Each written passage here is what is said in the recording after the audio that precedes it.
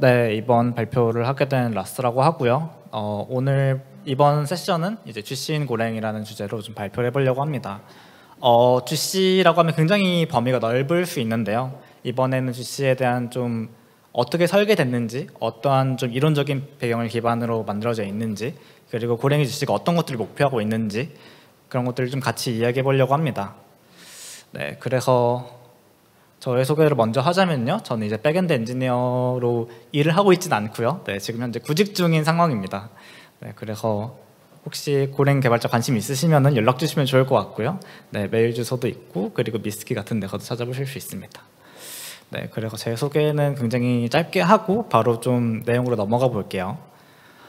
오늘 얘기하는 건 이제 GC에 대해서 이야기를 할 텐데, 이제 GC에 대해서 알고 계신 분도 있을 것 같고, 아니면 처음 들어보신 분도, 아니면은 좀 굉장히 잘 알고 계신 분도 계실 것 같아요. 그래서 GC에 대해서 좀 간략하게 소개를 먼저 하고 진행을 해볼까 합니다. GC는 이제 결국에 메모리를 관리하기 위한 한 가지 방법으로 좀 생각할 수 있는데요. 이제 메모리를 관리는 굉장히 여러 가지가 있죠. 메모리를 어떻게 할당할 건지, 할당된 메모리들을 어떻게 관리할 건지, 그리고 어떻게 할당 해제할 건지, GC는 이제 여기서 어떻게 할당 해제할 건지에 가장 포커스를 맞추고 있고, 그리고 사실 나머지 것들도 어떻게 보면 다 메모리를 잘 관리하기 위한 목적으로 엮여 있다고 볼 수 있습니다. 그래서 아마 대표적으로 좀 접해보셨을 만한 메모리 관리는 이제 직접 개발자가 하는 것들이죠. 아마 C 언어라든지 C++ 언어 같은 걸 사용해 보셨다면은 직접 이제 malloc 같은 함수를 이용해서 메모리를 할당하고, 그리고 free 같은 함수를 이용해 할당 해제하는 걸 좀 해보셨을 수 있을 것 같아요. 이제 이렇게 되면은 직접 메모리를 관리해줘야 되기 때문에 뭔가 추가적인 코드가 들어가기도 하고 개발자가 더 많이 신경을 써줘야 되죠. 그리고 이제 잘못 할당 해제하게 되거나 아니면은 할당을 해제하지 않게 되면 메모리 릭이 발생한다든지 여러 가지 문제가 발생할 수도 있죠. 그리고 이제 대표적으로 다른 가비지 컬렉션 중에 이제 자바라든지 파이썬 같은 데서 있는 가비지 컬렉션들이 있는 것 같아요. 이제 이런 가비지 컬렉터들은 자동으로 메모리를 회수해 줌으로 인해서 이제 개발자가 직접 메모리를 관리하지 않게 되고, 그리고 메모리 릭 같은 걸 좀 줄일 수 있습니다. 물론 이제 여러 가지 단점들도 존재하겠지만요.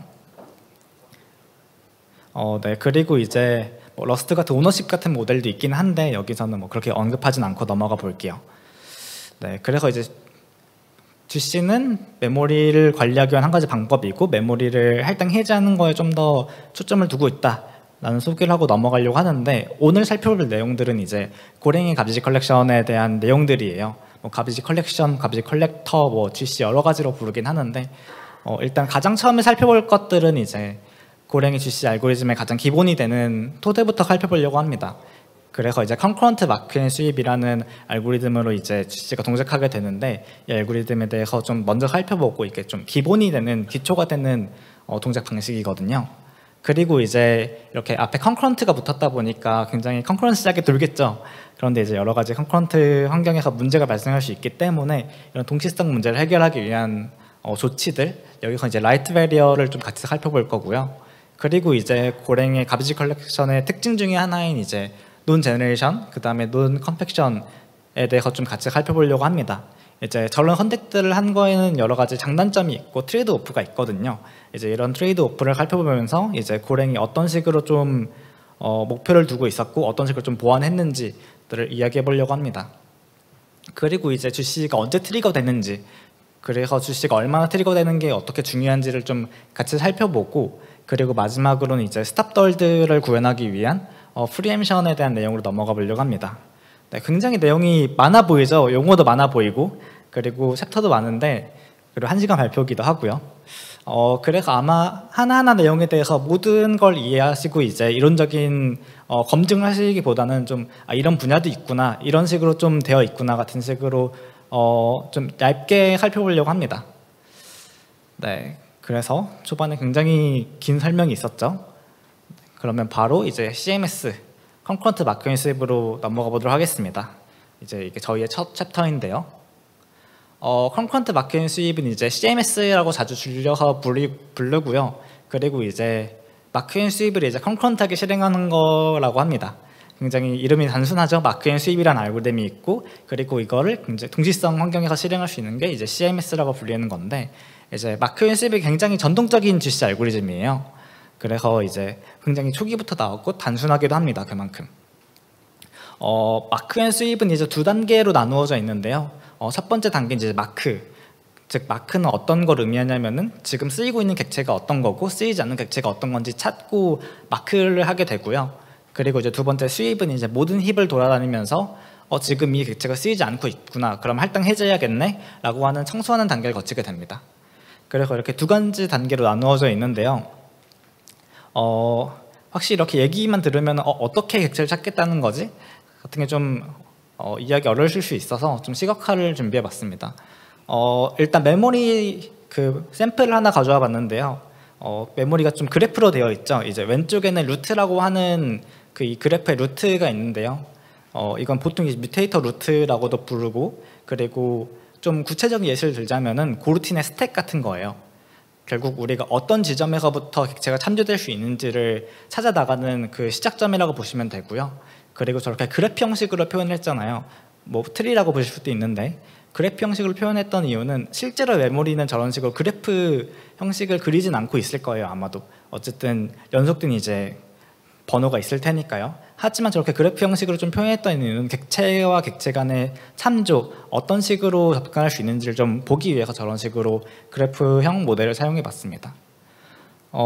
네, 그래서 이제 마크를 좀 볼 텐데요.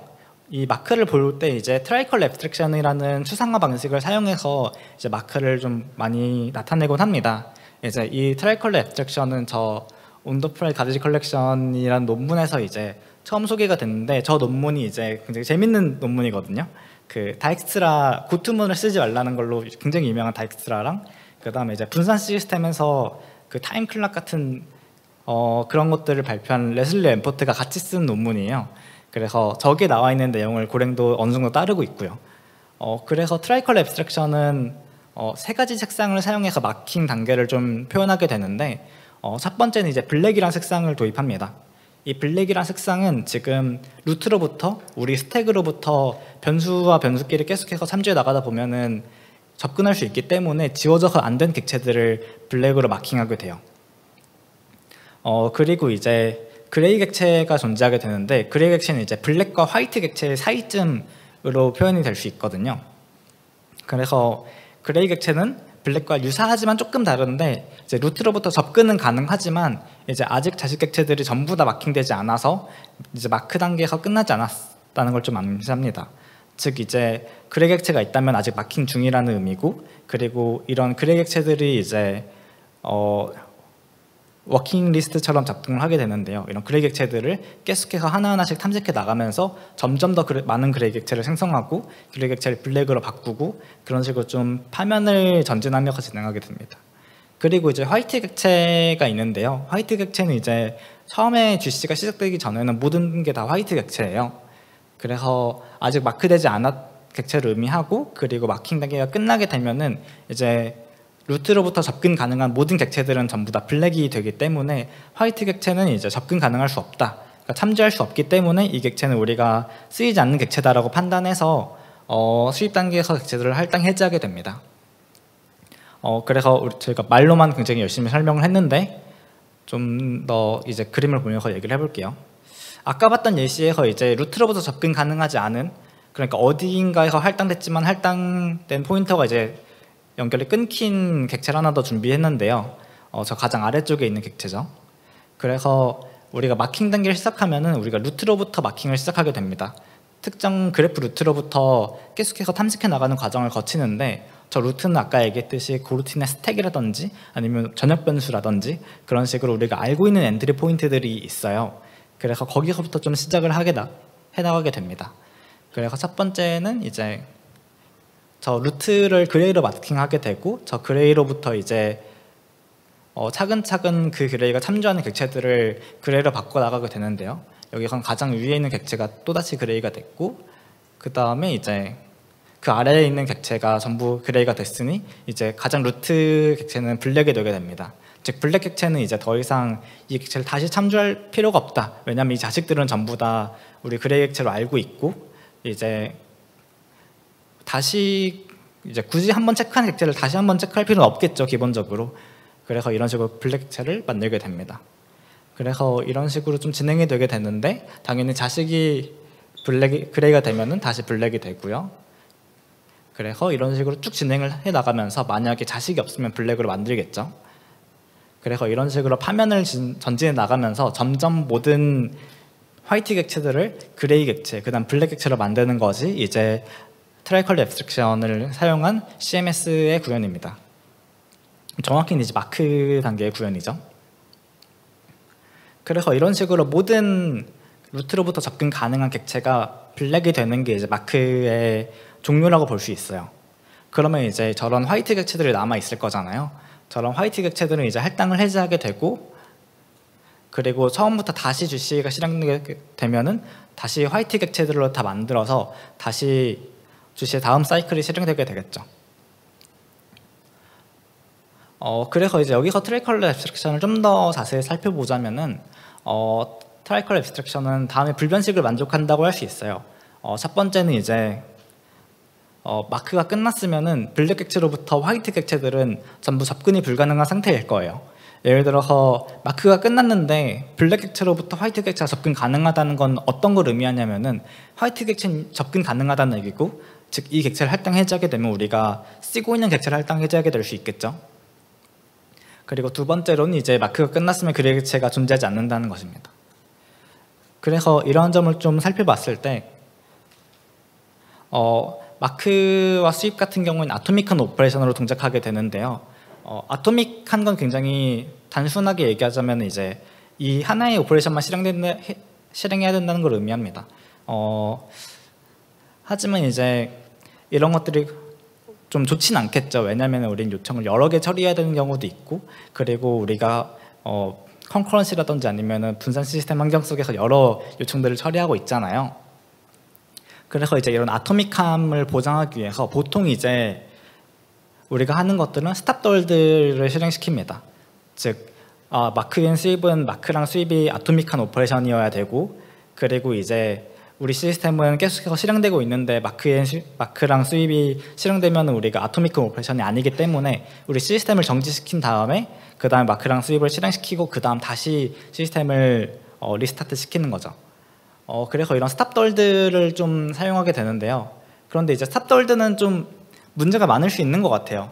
예를 들어 자바 같은 데를 많이 쓰다 보면 이제 스탑돌들 때문에 레이턴시가 튀기도 하고, 그 다음에 굉장히 우리가 제어할 수 있는 영역이 아닌 것 같아요. 스탑돌드가 언제 어느 동안 몇 초 동안 일어난다는 걸 우리가 코딩한 시점에서 모든 걸 다 제어하기 어렵기 때문에 가끔씩 이제 스탑돌드 때문에 시스템이 이상해지거나 그런 경우가 많이 발생할 수 있습니다. 근데 고랭은 사실 이런 경우가 굉장히 적죠. 그 이유는 고랭의 GC 레이턴시, 여기서 GC 레이턴시 이제 스탑돌드 대기 시간을 좀 의미하는데요. 고랭의 GC는 이제 스탑돌드 레이턴시를 굉장히 줄이기 위해서 많은 노력들을 하고 있습니다. 그래서 저는 아토믹한 오퍼레이션들을 최대한 줄이고 여러 가지 새로운 방식들을 도입해 나가면서 이런 스탑돌들을 줄이기 위해서 큰 노력을 하고 있어요.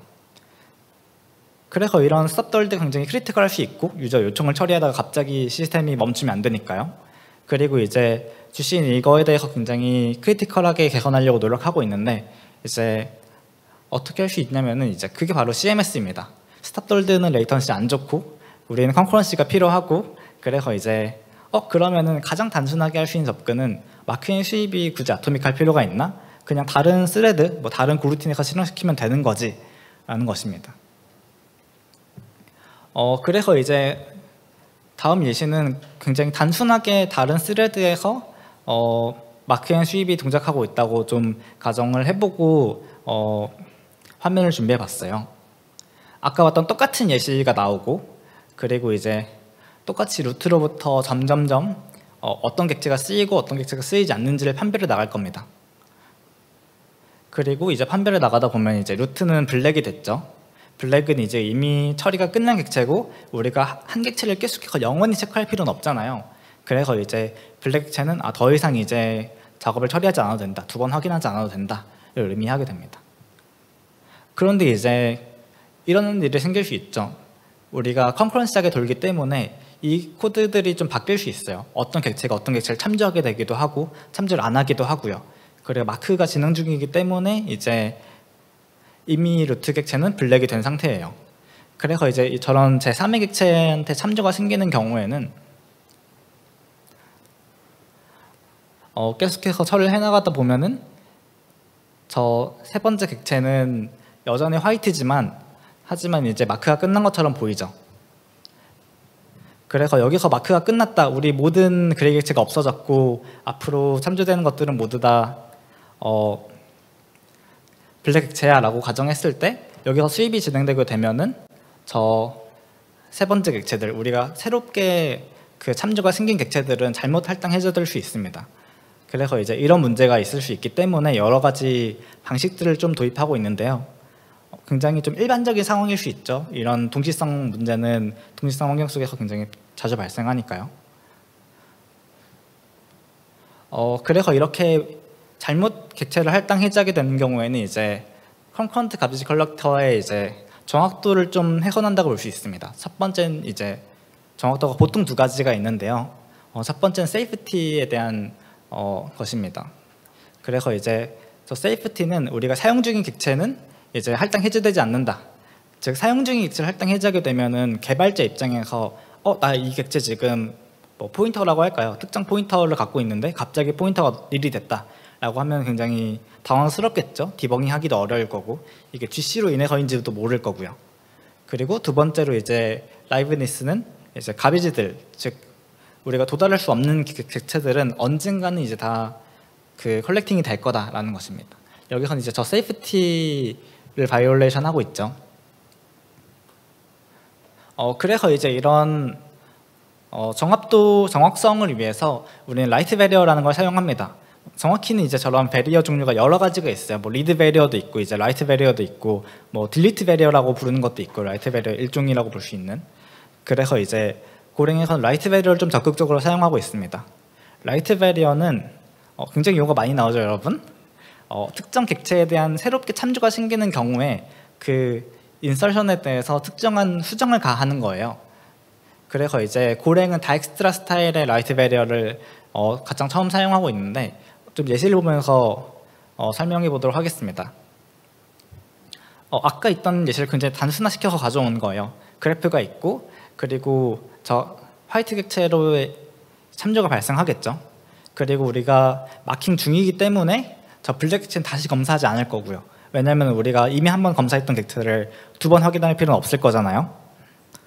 그래서 이제 저런 식으로 화이트 객체가 참조되는 상황 속에서 할당 해제되는 걸 막기 위해서 라이트 베리어를 적용하게 되면은 저 라이트 참조가 발생하는 순간에 저걸 그레이로 만듭니다. 그래서 저 메모리 할당자라든지 그런 쪽에서 이 객체는 지금 그레이로 만들어야 돼 라고 생각해서 그레이를 만든 상태로 이제 참조를 하게 되는 거죠. 그러면 이제 우리 마크 단계에서 그레이 객체가 워킹 리스트처럼 작동한다고 했었잖아요. 즉 그레이 객체는 언젠가 다시 한번 GC가 확인을 할 거예요. 그래서 마크하는 친구들이 저 유저는 그레이구나, 그래서 우리 마킹 단계를 끝낼 수도 없고 그리고 저걸 다시 한번 확인해야 되는구나 라고 생각해서 잘못 할당 해제되는 걸 막게 됩니다. 그런데 이제 이렇게 그레이로 할당하는 것도 문제를 충분히 해결할 수 있는데 고랭은 이걸로 좀 부족했어요. 왜냐면은 몇 가지 문제가 더 있었는데 고랭은 스택 같은 경우에 저렇게 그레이로 할당을 했었거든요. 그런데 이제 스택 같은 경우에는 저렇게 그레이로 할당을 하다 보면은 언제 그레이 객체가 생성되는 게 끝나지를 보장할 수가 없었어요. 즉 그레이 객체가 계속해서 생성되게 되고 그럼 이제 그 수입하는 과정 속에서 나 지금 그레이 객체를 할당해줘도 되는 거야? 같은 문제가 생길 수 있죠. 그래서 저런 그레이 객체가 계속해서 생성되는 거를 막기 위해서 고랭은 이제 GC 단계를 두 가지로 나누고 스탑돌드를 사용합니다. 즉 GC 페이지 1은 우리가 락 같은 거 없이 스탑돌드 같은 거 없이 계속해서 생성하게 한 다음에 그리고 페이지 1에 생성되는 객체는 전부 다 그레이고요. 그리고 이제 스탑돌드를 실행시킨 다음에 그 다음 마켓 페이지 2에서는 다시 한번 검사하는 거예요. 이제 그레이 객체들이 생성되지 않을 거니까 이제 이미 남아있는 그레이 객체들을 한 번 더 이제 플러시하는 작업을 거치게 되는 거죠. 그런데 이제 여기서 이걸로도 충분히 어느 정도 효과적인 방법일 수 있는데 어쨌든 마크 페이지라는 게 존재하게 되고 지금 그레이 객체가 계속해서 생성되는 문제 때문에 마크 단계가 두 단계로 나뉜 거죠. 그리고 이제 마크 단계 1은 이런 상태여야 되고 마크 단계 2는 이제 스탑돌드를 걸고 마크를 진행해야 되고 그래서 어쨌든 레이턴시가 늘어나게 됩니다. 그리고 저희한테 레이턴시는 굉장히 크리티컬한 문제였죠. 그래서 이제 고랭 같은 경우에는 저렇게 객체를 블랙으로 바로 생성하는 걸로 해결을 했어요. 그래서 생성되는 모든 객체들, 새로 참조되는 모든 객체들을 블랙으로 만들고 이 객체는 지금 쓰이고 있어. 그 GC가 다시 한번 검사하지 않아도 돼. 블랙이니까 괜찮아 라고 얘기를 하고 이제 진행하게 됩니다. 이렇게 되면 이제 마크 페이즈 1과 마크 페이즈 2가 합쳐질 수 있고 그리고 이제 스톱돌드 레이턴시도 줄어들 수 있죠. 그런데 이제 여기서 만약에 어쨌든 컨커런트한 환경이니까 블랙으로 색칠했음에도 불구하고 갑자기 할당이 해제될 수도 있잖아요. 아니면 이제 포인터가 참조가 끊길 수도 있고요. 이렇게 되면 어떻게 될까요? 네, 우리 수입 같은 경우에는 객체의 그래프를 따라가면서 수입하는 게 아니라 모든 힙을 쭉 검사하게 됩니다. 그래서 저 블랙 객체는 이미 블랙으로 칠해졌기 때문에 이제 계속해서 남아있겠죠. 그래서 우리가 실제 사용하는 메모리 양보다 훨씬 더 많은 메모리 양을 사용할 수 있습니다. 그런데 여기서 이제 GC에 좀 특이점이 있는데요. GC 같은 경우에는 저렇게 메모리를 좀 더 많이 사용하더라도 잘못된 객체를 할당 해제하지 않는 것들이 훨씬 더 중요해요. 이제 설령 이제 메모리를 저런 식으로 잘못 할당 해제되지 않는 것들 때문에 아웃 오브 메모리가 난다고 할지라도 사실 잘못된 동작을 하는 게 아웃 오브 메모리보다 훨씬 더 크리티컬할 수 있다는 거죠. 그래서 이렇게 보수적으로 좀 접근하기 때문에 이런 것들이 좀 허용된다라고 볼 수 있고요. 그리고 우리가 이제 라이브리스를 좀 앞에서 살펴봤잖아요. 이렇게 지금 GC 사이클에서는 저런 식으로 컬렉팅이 안 될 수 있지만 다음 GC 사이클에서는 접근이 불가능할 거고 그럼 이제 어느 정도 시간만 기다리면 메모리들이 전부 다 할당 해제되겠죠. 그래서 원래 처음에는 저런 식으로 그 모든 객체들이 블랙으로 할당되지 않았어요. 그런데 이제 나중에 이런 스탑돌드가 크리티컬하고 그리고 이제 마크 페이지 1, 2가 나눠져 있는 것들이 복잡성을 유발하기 때문에 고랭은 단순함이 굉장히 중요한 가치잖아요. 그래서 더 단순하게 만들고 사용자 경험, 스탑돌드 레이턴시를 줄이는 선택을 좀 하게 됩니다. 그래서 이제 하이브리드 라이트 베리어를 사용해가지고 이런 문제를 해결했는데 이제 유아사 스타일의 그 딜리션 베리어 같은 것들을 사용해가지고 이런 문제를 좀 해결했다고 하더라고요. 네, 그래서 이제 첫 번째 챕터 CMS 그리고 CMS에서 어떻게 컨커런시를 만족할 수 있고 어떻게 하면 이제 라이트 베리어 같은 것들을 통해서 잘못 객체가 할당 해제되는 걸 막을 수 있는지에 대한 걸 좀 살펴봤습니다. 용어가 굉장히 많이 나왔죠. 하지만 앞으로 나올 용어도 굉장히 많습니다, 여러분.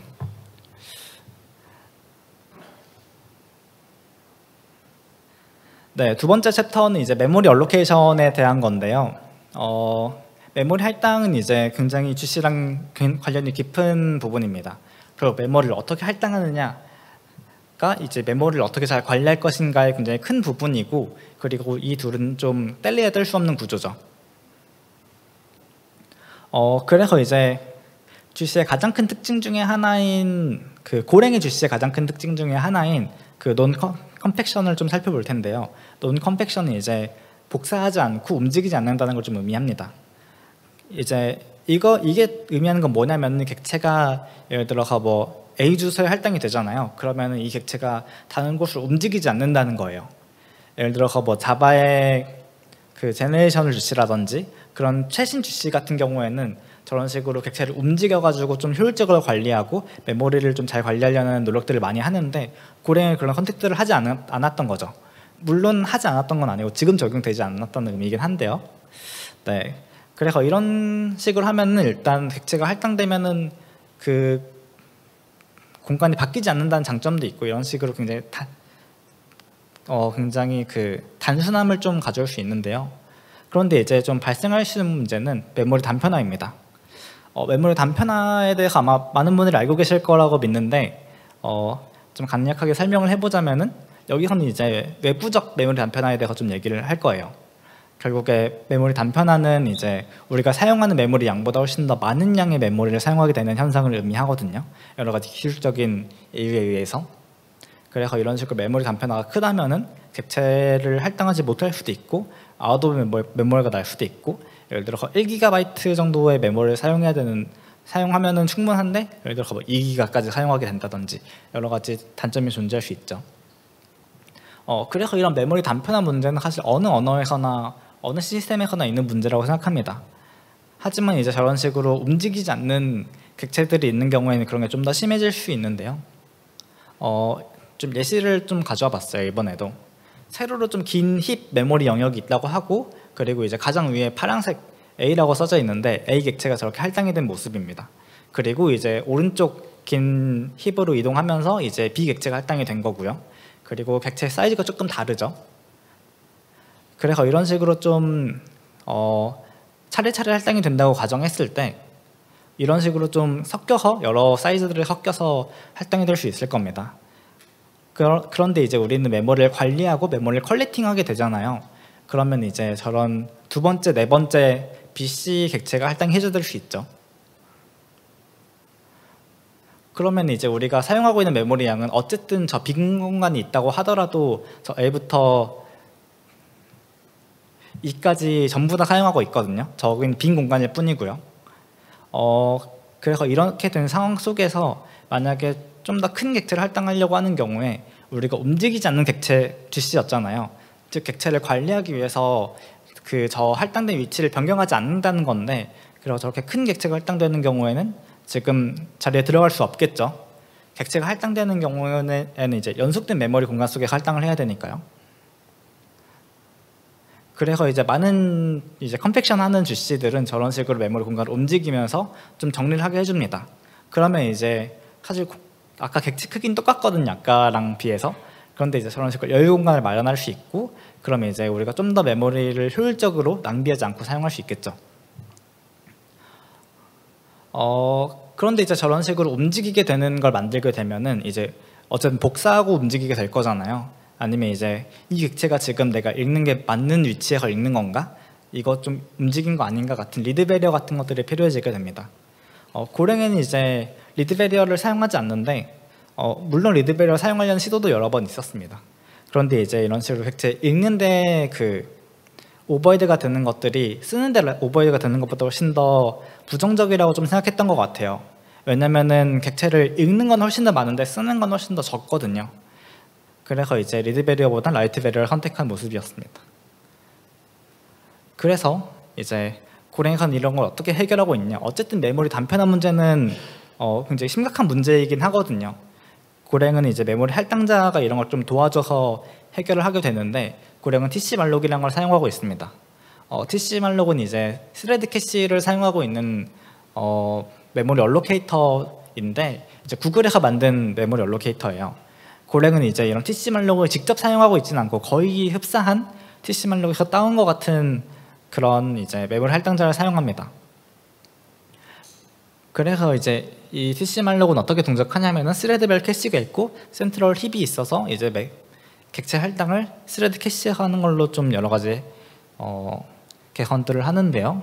그래서 대략적으로 이런 구조로 되어 있고요. 옛날 OS에 있는 레거시 페이지 힙이 있고, 이제 유저 쪽에는 이제 스레드 캐시, CPU 별 캐시를 통해서 이제 저런 캐시에서 메모리 할당을 하고, 중간에 이제 프리리스트 같은 걸 통해서 이제 변환을 하는 저런 식의 구조를 가지고 있습니다.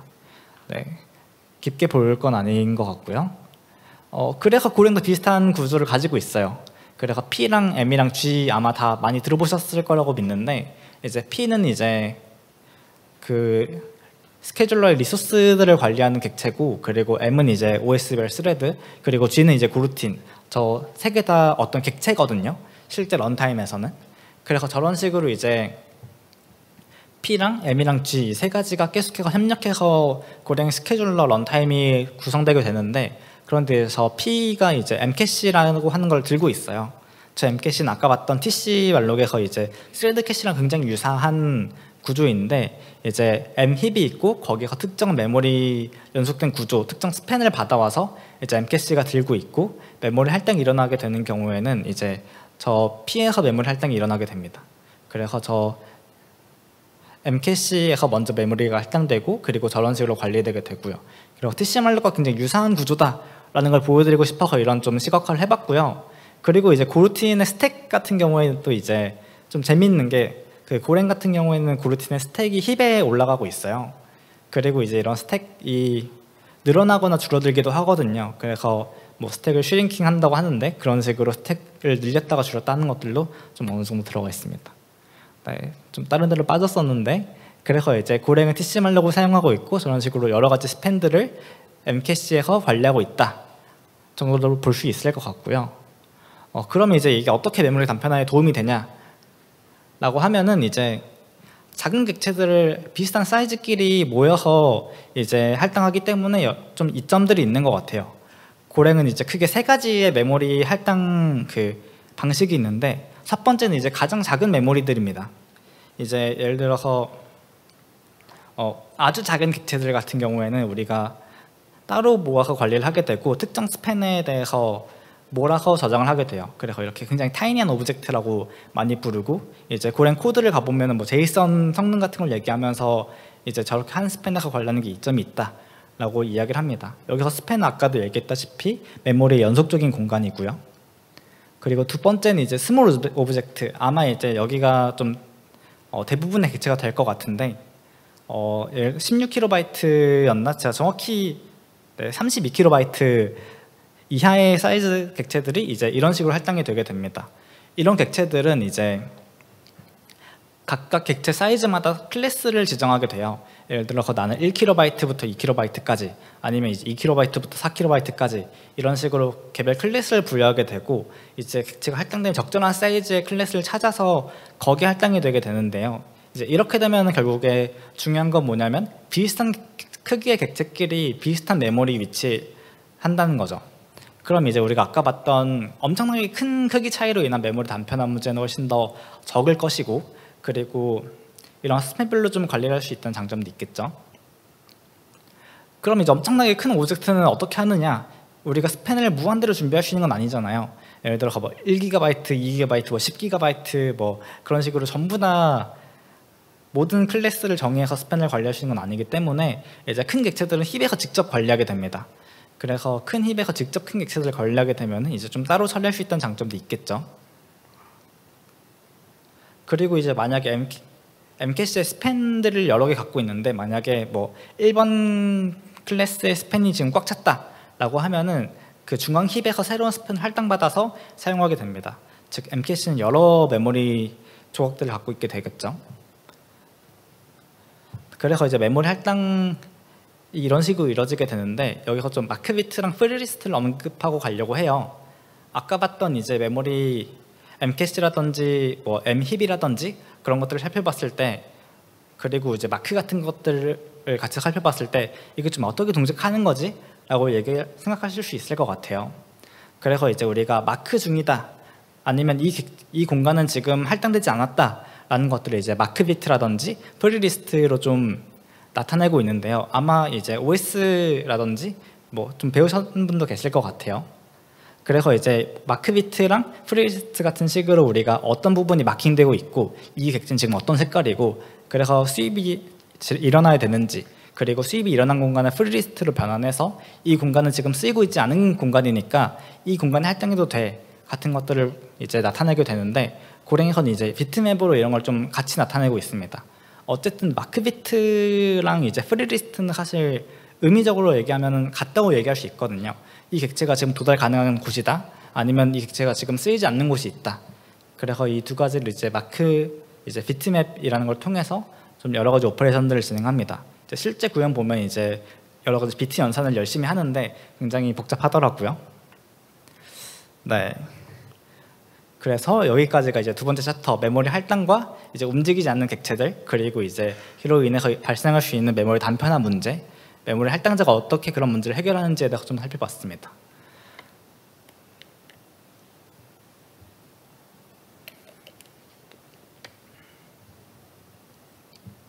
네, 그 다음엔 이제 GC가 어떻게 트리거 되는지에서 좀 살펴보려고 하는데요. 일단 GC는 이제 시스템이 기본적으로 트리거를 하겠죠. 물론 개발자가 직접 코드를 작성해서 GC를 트리거할 수도 있겠지만 그건 이제 여기서 좀 언급하진 않고 넘어가 볼게요. GC를 얼마나 자주 트리거하는지는 이제 트레이드 오프가 있을 수 있습니다. 예를 들어서 너무 자주 트리거하게 되면 문제가 발생할 수 있죠. 그래서 이번에도 좀 시각화를 가져와 봤는데요. 이건 이제 그 고 블로그에 있는 시뮬레이터 도구를 좀 가져와 봤어요. 그래서 지금 보시면은 메모리가 어느 정도 지속적으로 할당되게 되고, 그리고 GC가 메모리를 정리하면서 다시 메모리가 떨어지고, 저런 식으로 좀 톱니바퀴 같은 모양을 그리죠. 아마 이제 특정한 시간에 대한 패턴이 있는 그래프 같은 일반적인 형태일 것 같아요. 그런데 이제 여기서 만약에 너무 자주 실행하게 된다면은 저런 식으로 사용되는 메모리는 적을 수 있겠죠. 왜냐면은 메모리가 조금만 생겨도, 쓰레기가 조금만 쌓여도 바로 청소해 버릴 테니까요. 하지만 이제 너무 자주 실행되다 보면은 CPU 리소스를 사용하게 되고 여러 가지 성능적인 저하가 일어날 수 있습니다. 어쨌든 저런 식으로 CPU라든지 여러 리소스를 가져다 쓰게 되니까요. 이제 그렇다고 이제 난 CPU 리소스 쓰는 거 너무 싫어, 난 우리 서비스 코드만 집중했으면 좋겠고 GC는 굉장히 자주 덜 실행됐으면 좋겠어 라고 했을 때 GC 실행 주기를 늘릴 수도 있습니다. 늘리면 이제 사용된 메모리가 훨씬 더 올라가겠죠. 예를 들어서 뭐 1기가 이상 쓰면 이제 뭐 아웃 오브 메모리로 죽는다는 시스템이 있을 때, 만약에 GC가 예를 들어서 뭐 1년 동안 실행되지 않는다 라고 하면 이제 어떤 코드인지에 따라서 이제 GC 때문에 죽을 수도 있고 그러겠죠. 네, 그래서 이런 식으로 자주 실행하는 거랑 덜 실행하는 건 여러 가지 트레이드 오프가 있는데요. 기본적으로 고랭은 이제 저런 두 가지 노브를 제공하면서 얼마나 자주 실행될 건지에 대한 걸 제어할 수 있게 도와줍니다. 물론 아무것도 설정하지 않으면 기본값으로 돌아가게 될 거고요. 그래서 가장 왼쪽에 있는 게 이제 고 GC라는 거고, 저건 이제 고랭의 GC가 얼마나 자주 실행될지를 의미하는 값입니다. 기본값은 100으로 알고 있어요. 그리고 소프트 메모리 리맥 같은 경우에는 어느 정도 메모리가 도달했을 때 GC를 강제로 실행시킬 건지에 대한 파라미터입니다. 그래서 이제 예를 들어서 자바의 set max hit 같은 식으로 좀 동작을 하는데, 예를 들어서 메모리 리밋이 1기가다 라고 하면 이제 1기가가 넘은 순간 시스템이 멈추는 게 아니라 GC가 실행되게 되고, 그래서 이제 메모리를 좀 효율적으로 정리할 수 있게 도와주죠. 여기서 이제 소프트 메모리 리밋에서 소프트가 붙은 이유는 저 메모리 리밋을 정확하게 지키지 않는다는 의미예요. 예를 들어서 뭐 소프트 메모리 리밋이 1기가다라고 했을 때 우리가 1기가를 지키기 위해서 노력하긴 하겠지만 어쨌든 메모리가 할당되다 보면 1기가가 넘어갈 수도 있는 거잖아요. 그래서 저 메모리 리밋을 넘지 않는다는 걸 보장하지 않는다는 의미가 저런 소프트가 좀 붙어 있습니다. 그래서 아까 봤던 예시들이 이제 고 GC를 바꿔서 이제 보여줬던 건데요. 첫 번째가 이제 100으로 뒀을 때, 이거 두 번째가 이제 고 GC를 훨씬 더 낮췄을 때 더 자주 실행되죠. 그리고 고 GC를 늘렸을 때 덜 실행되는 걸 좀 볼 수 있습니다. 그래서 이제 여기서 이제 메모리 리밋까지 들어가게 되는 거죠. 그래서 이제 메모리 리밋을 100MB로 설정했을 때 메모리 리밋이 넘지 않으면은 기본적으로 이제 고 GC만을 사용해서 좀 동작하게 됩니다. 아까랑 거의 똑같은 느낌이죠. 그런데 이제 메모리 리밋이 35MB로 설정한 거거든요, 지금. 그러면은 이제 기본적으로 고 GC 사이클에 맞춰서 실행하다가 이제 저 메모리 리밋이 넘어가는 순간에 GC를 실행시키게 돼요. 그래서 조금 더 이제 잦은 GC 주기가 발생하게 되죠. 이제 고 GC 값은 똑같은데도 불구하고. 그리고 이제 저런 식으로 소프트 메모리 리밋과 그 다음에 고 GC뿐만 아니라 여러 가지 점들에서 이제 GC가 트리거되는 것들을 도와줍니다. 예를 들어서 메모리 얼로케이터에서 도와주기도 하는데요. 예를 들어 큰 메모리 할당이 일어나게 된다, 아니면 특정 스팬이 지금 꽉 차서 새로운 스팬을 요청하게 됐다 라고 했을 때 고량의 GC가 트리거되게 됩니다. 즉 나 지금 메모리가 부족한데 라고 했을 때 메모리를 일단 더 할당하긴 하지만 GC도 같이 실행시키는 거죠. 그리고 이제 강제로 GC를 실행시키는 시간도 있어요. 어쨌든 GC라는 게 저런 식으로 메모리 할당도 굉장히 덜 일어나고, 그리고 이제 메모리도 많이 안 쓰고, 그리고 고 GC 값도 굉장히 이제 크고 소프트 메모리 리밋도 안 걸리고 그랬을 때 GC가 엄청 오랜 시간 동안 실행이 안 될 수도 있잖아요. 그런 것들을 좀 방지하기 위해서 이제 하드 코딩된 값 2분을 통해서 이제 그 다음 GC 사이클을 시작하게 합니다. 그래서 여기서 GC 시작이라고 얘기한 것들은 기본적으로 이제 수입까지 동작하는 걸 보장하진 않는데요. 수입 같은 경우에는 메모리 할당 시간에 좀 일어나게 됩니다. 문서를 읽어봤을 때 수입이 굉장히 가벼운 오퍼레이션이라고 하고, 그리고 굳이 바로 실행되진 않아도 돼서 메모리를 할당하는 시점에 이 M캐시는 지금 수입이 안 일어났네? 그런데 이전 마크 단계는 끝났네? 그럼 수입 먼저 하고 메모리 할당해야지 같은 식으로 동작하게 되고요. 그리고 만약에 메모리 할당이 정말 덜 일어나게 된다 라고 하면 이제 수입 고루틴이 따로 떠 있어요, 백그라운드에. 그래서 그런 굉장히 낮은 우선순위로 할당된 수입 고루틴이 너희 메모리 할당도 안 돼? 그러면은 수입이 아예 안 일어나면 안 되니까 수입을 좀 시켜줄게 라고 하는 식으로 동작하게 됩니다. 그래서 이제 GC 트리거에 대한 걸 좀 간략하게 살펴봤고요. 이제 고 GC라는 값을 통해서 얼마나 GC를 자주 실행시킬 건지, 그리고 소프트 메모리 리밋, 굉장히 최근에 들어온 기능인데요. 그걸 통해서 이제 메모리 리밋을 정하고 GC를 트리거 할 건지, 그리고 여러 가지 헬퍼들에 대해서 좀 살펴봤습니다. 이번에 살펴볼 건 이제 퍼포먼스에 대한 내용이에요. 어쨌든 우리가 컨커런트하게 도는 거기 때문에 우리 CPU 리소스라든지 메모리라든지 여러 가지 리소스들을 사용하게 됩니다. 결국 우리가 작성한 유저 코드가 리소스를 뺏기게 되는 셈이 되는데요. 일단 기본적으로 마크 과정이 GC의 대부분의 시간을 사용하게 돼요. 마크 같은 경우는 이제 저런 식으로 백그라운드 워커를 소환해서 실행되게 되는데, 이렇게 실행되다 보니까 특히 CPU 리소스를 많이 사용하게 됩니다. 우리가 마크 고루틴이 실행되는 동안 이제 다른 고루틴들은 그 CPU 자원을 점유할 수 없을 거잖아요. 그래서 이제 마크 고루틴들은 이제 P 개수, 여기서 이제 곱엑스프록스라는 아마 환경 변수를 다들 알고 계실 것 같은데, 이제 얼마나 동시성을 많이 보장할 건지에 대한 값이거든요. 그래서 이 값만큼 이제 백그라운드 워커를 띄우게 됩니다.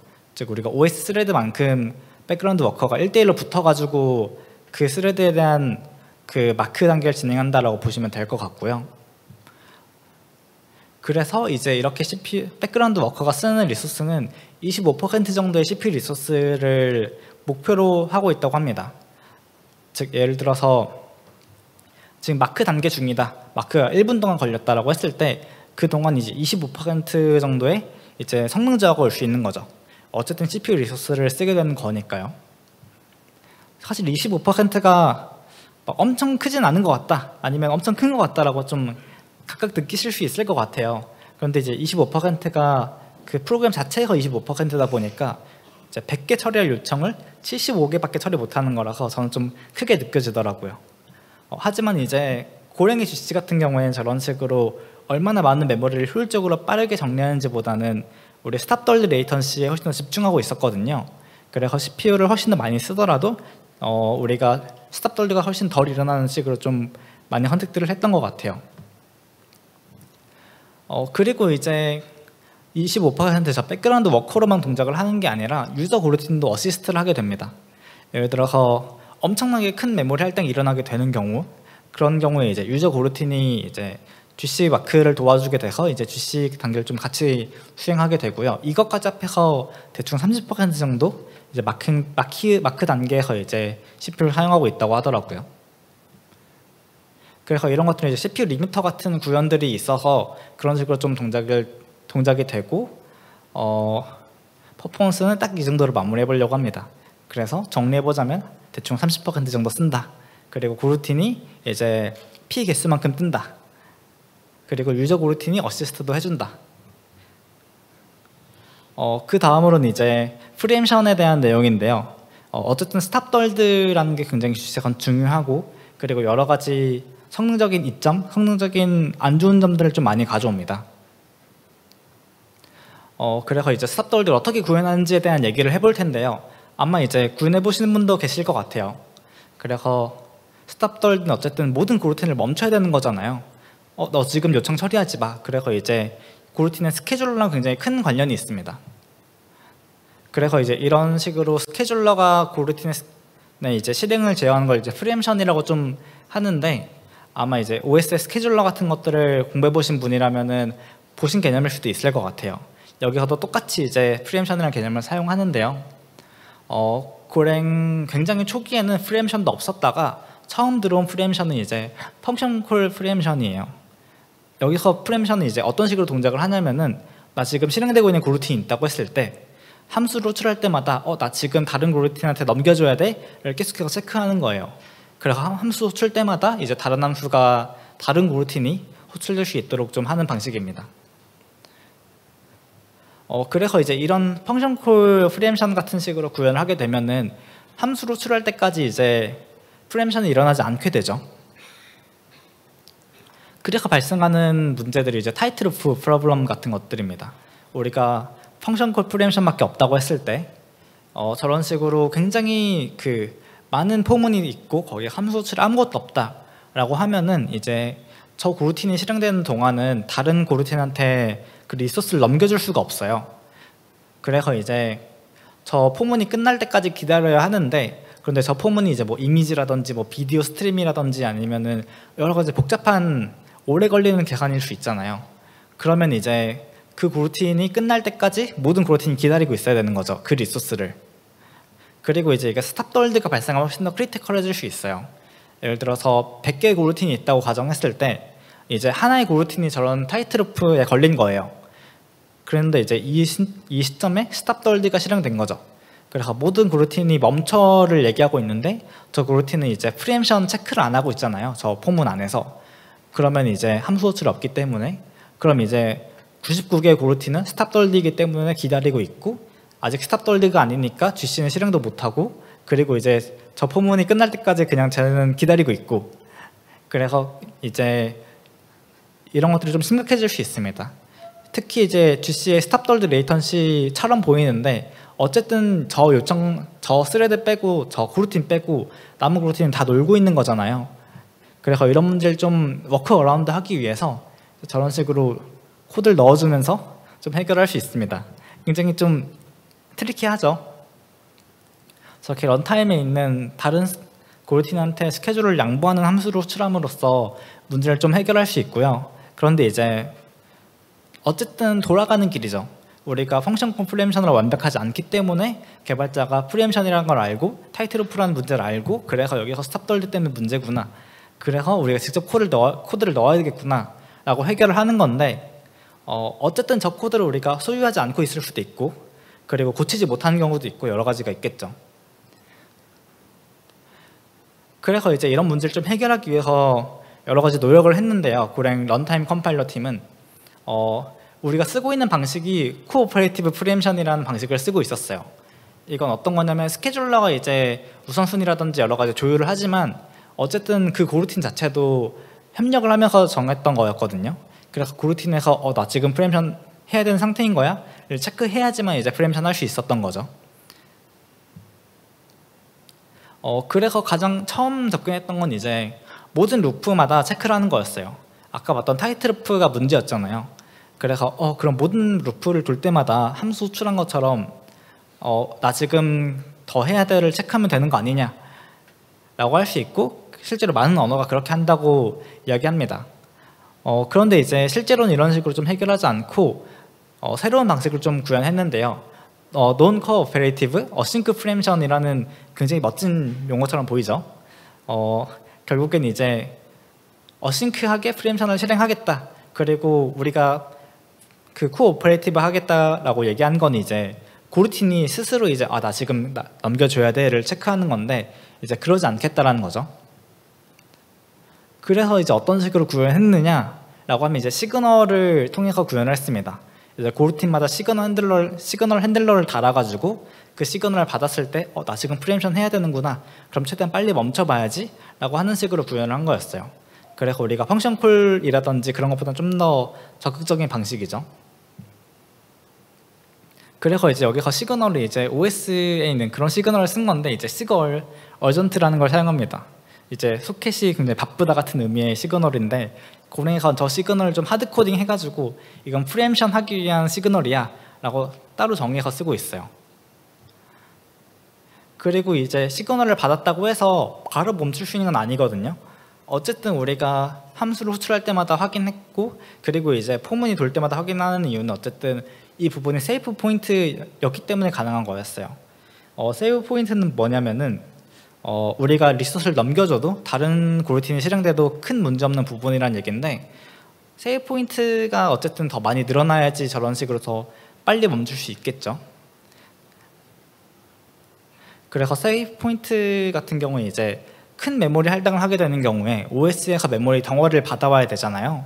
그랬을 때 이제 이 오퍼레이션들은 아토믹하게 동작해야 되고, 그리고 다른 그루틴이 갑자기 중간에 가로치면 안 되기 때문에 이제 세이브 포인트가 아니게 됩니다.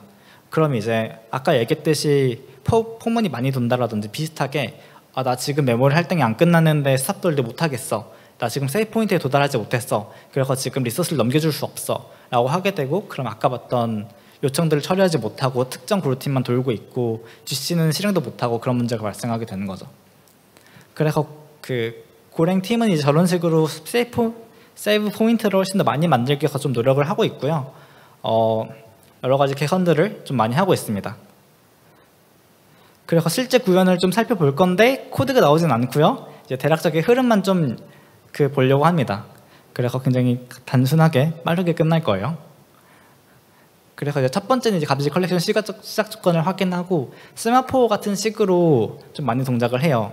그래서 그 스탑돌드 세마포 같은 것들이 있고 그 GC 세마포 같은 것들이 있어서 그런 세마포들로 인해서 이제 특정 그루틴이 GC를 트리거했을 때, 특정 그루틴이 스탑돌드 실행했을 때 다른 그루틴이 그런 걸 좀 다른 그루틴이 똑같이 실행하는 경합 조건 같은 걸 좀 방지하려고 합니다.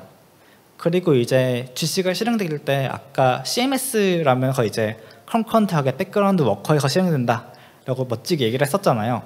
그런데 이제 디버그 모드 같은 그 옵션 같은 걸 줘가지고 스탑돌드를 강제로 시킬 수도 있어요. 그래서 백그라운드가 아니라 유저 그루틴이 스케줄되지 않도록 하면서 이제 좀 디버깅하는 그런 모드들이 있고요. 그리고 이제 그 다음 GC 마크 단계 시작하기 전에 이전 수입 단계를 종료하게 됩니다. 그래서 만약에 이전 수입이 실행되고 있으면은 나 지금 다음 GC 사이클을 시작하지 못하겠어 라고 하고 수입 단계를 종료하게 돼요. 그리고 이제 스탑돌드를 실행하게 되고, 그리고 이제 가비지 컬렉션 모드에서 스케줄러 같은 걸 좀 조정합니다.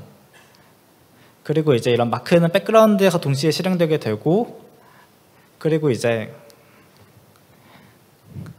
마킹이 시작되면 이제 GC의 페이지를 좀 바꾸거든요. GC의 페이지를 이제 GC 마크로 바꾸고, 그리고 이제 저 GC 마크로 바뀌면 블랙 객체들이 생성이 되겠죠. 그래서 이 시점부터는 마킹이 되고 있구나. 그래서 지금부터 생성되는 모든 객체는 블랙 객체로 라이트 베리어가 적용된 상태로 생성이 됩니다. 그리고 스탑돌드 해제하고, 그리고 이제 여기서 GC를 트리거하는 그루틴은 끝나게 돼요. 그럼 이제 백그라운드 워커들이 쭉 돌고 있겠죠. 백그라운드 워커들이 이제 아까 봤던 뮤테이터 루트, 우리가 알고 있던 그루틴의 스택이라든지 그런 걸로부터 객체를 쭉 찾아가기 시작하고 그레이브 오브젝트라고 하는 우리의 워킹 리스트들을 처리하게 됩니다. 그리고 이제 가베이지 컬렉션이 끝나게 되면은 이제 특정 그 백그라운드 워커가 먼저 감지를 하게 돼요. 그래서 예를 들어서 이 두 번째 GC 백그라운드 워커가 이미 끝났다라고 판정했을 때 다시 한번 검사하고 다른 그루틴들도, 다른 백그라운드 워커들도 끝난지 확인하고, 그리고 이제 스탑돌을 걸고 이제 여러 가지 정리하는 작업들을 하게 됩니다. 그래서 이제 마크 끝내고 그 다음에 이제 다른 작업들을 하고, 그리고 이제 마크 턴 페이지가 있어가지고 마크를 끝내는 여러 가지 작업들을 하는데요. 그리고 마크를 끝낸 다음에 GC를 오프로 변경해요. 이제 아까 얘기했듯이 수입은 이제 더 이상 GC 단계가 아니라 이제 레지하게 그 메모리 할당하는 시점, 아니면 수입 그루틴에서 실행된다고 얘기했었잖아요. 그래서 이제 수입을 진행할 때는 직접 수입하지 않고 백그라운드 수입 그루틴만 띄워두거나 아니면 이제 메모리 할당한 시점에 한다라고 보면 됩니다. 그래서 이제 고랭의 이제 GC 철학 같은 경우에는 제가 보기에는 굉장히 단순하게 하려고 많이 노력을 했던 것 같아요. 스탑돌 최대한 안 나오게 하고, 그리고 이것 때문에 우리가 스탑돌 때문에 GC 튜닝을 많이 해야겠어 같은 것들은 좀 적었던 것 같고요. 그리고 이제 마크 페이지 1과 2를 합친다든지 아니면 좀 여러 가지 프레임션 같은 걸 바꿔서 복잡한 체크를 넣지 않고 좀 더 간단하게 바꾸는 여러 가지 작업들을 많이 했던 것 같고요. 그래서 이제 GC에 대해서 좀 살펴보면서 여러분도 GC에 대해서 관심을 가지게 되면 좋을 것 같아요. 그래서 좀 재미있는 리소스를 소개해 드리려고 하는데, 첫 번째는 디자인 덕들입니다. 그 고랭 깃허브에 가보시면 여러 가지 디자인 덕들이 존재해요. 그래서 이제 아까 봤던 수입을 늦게 한다라든지 아니면 이제 CMS를 썼다라든지 아니면 이제 프리엠션에 대한 것들, 메모리 할당에 대한 것들, 소프트 메모리 리밋에 대한 것들, 아니면 이제 원래는 그 마크 백그라운드 고루틴이 있었는데 지금은 이제 다 그 다른 고루틴, 유저 고루틴에서 그런 것들 트리거하게 바뀌었거든요. 그런 어떤 디자인 선택들을 했고 백그라운드 그런 결정을 했던 백그라운드가 어떻고 어떤 트레이드오프가 있었는지를 좀 자세하게 살펴볼 수 있습니다. 그리고 이제 직접 코드를 보는 게 가장 좋겠죠. 오픈소스이기 때문에 누가 코드 리뷰를 했고 누가 어떤 식으로 코드를 짰고 그리고 어떤 코드 리뷰가 달려서 논의가 이루어지고 있는지 볼 수 있고요. 그리고 이제 고랭 런타임 컴파일러 팀 오피스 아워를 합니다. 오피스 아워를 공개적으로 하고요. 그래서 이제 아마 지난주였나에도 열렸던 것 같은데 이제 줌 같은 식으로 행업 같은 걸로 열어가지고 이제 모든 사람들이 들어올 수 있게 하고 거기서 이제 고랭을 직접 개발하시는 분들과 얘기를 나눠볼 수 있어요. 그리고 미팅 노트도 준비되고 있어서 미팅 노트를 읽어보시는 것도 좋을 것 같습니다. 네, 그래서 발표는 이 정도로 마쳐보도록 하겠습니다.